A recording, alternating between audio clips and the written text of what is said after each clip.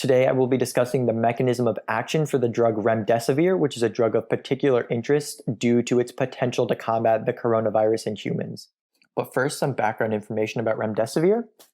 Remdesivir is what's known as an antiviral agent manufactured by the drug company Gilead. It was originally used to treat Ebola, and it is given parenterally, which means it's administered through IV administration as opposed to another method such as taking a pill. And it works by inhibiting RNA synthesis by acting like a nucleotide analog, which I will get more into later. But before we understand how Remdesivir works, we first need to go over how does SARS-CoV-2 itself work.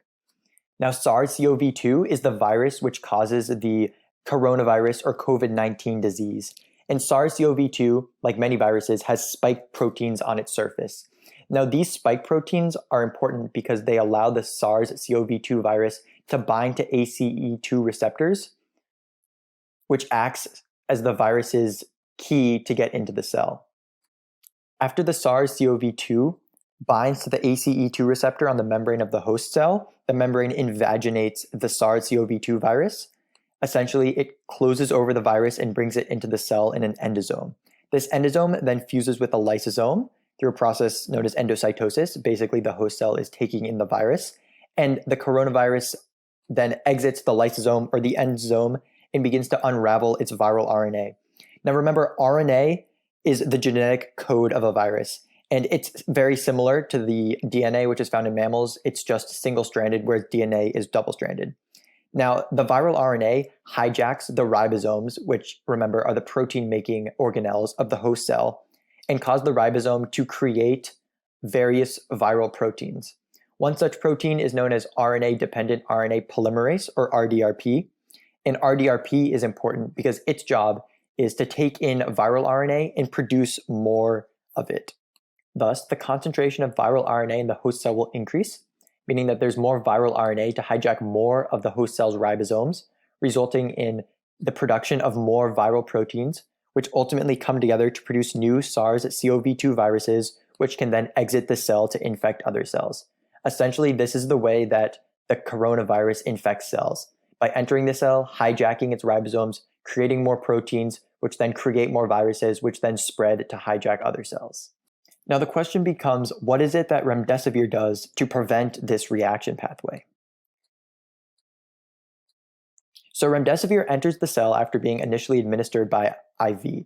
Now Remdesivir is actually not the active form of the drug. The active form of the drug is what's known as GS441524, and after entering the host cell, Remdesivir gets metabolized into GS441524.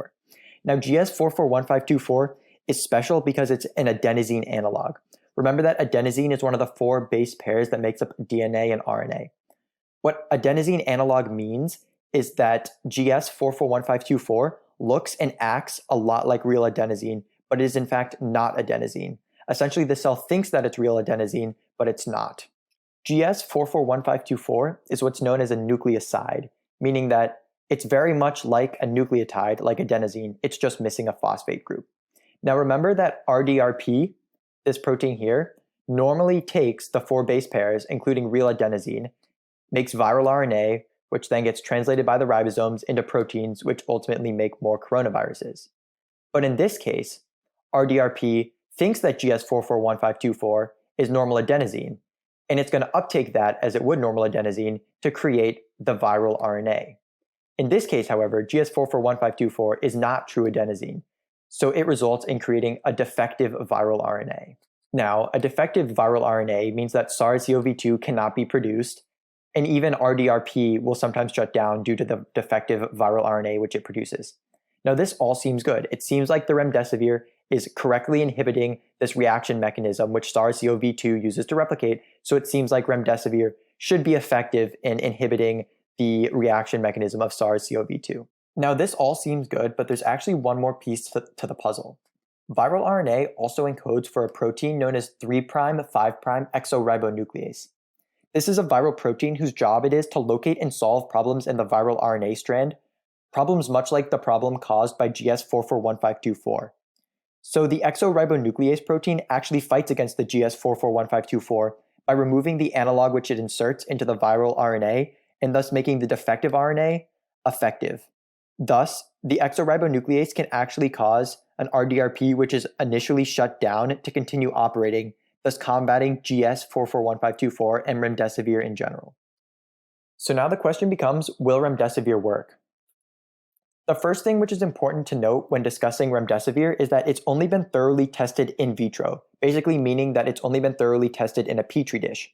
This is important since while we do understand the reaction mechanism which occurs due to remdesivir in a petri dish, we aren't sure whether the same process will occur in actual human patients.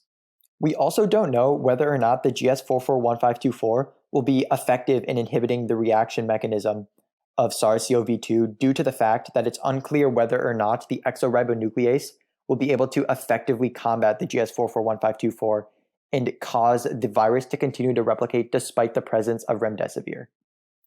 Remdesivir has also been shown experimentally to decrease viral RNA production in mice infected with similar coronaviruses to COVID-19, suggesting that perhaps it will be able to do a similar thing in humans. So, will it work? My answer is hopefully. At this point, I think it's just too early to tell. But remdesivir has been shown to decrease viral RNA production in other mammals, so perhaps one day it will be known as the drug which ends coronavirus.